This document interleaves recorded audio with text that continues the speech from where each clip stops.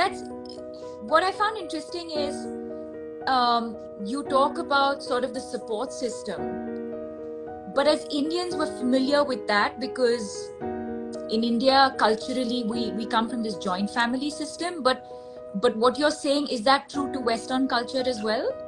I would say that there's definitely a shift in that there is definitely, from people that I know, friends that I have that grew up in the West, definitely feel like family was far more involved uh, than they are now.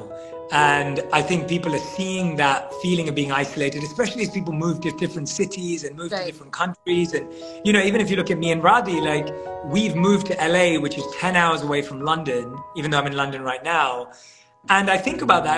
We often talk about this, like when we have kids, like how will they see family often? Right. Like it'll just be me and you, and then obviously we have good friends, but it's still different. And so I think that's a very big discussion and conversation, even as an Indian who grew up, and Radhi grew up with all of her family like 5 minutes away.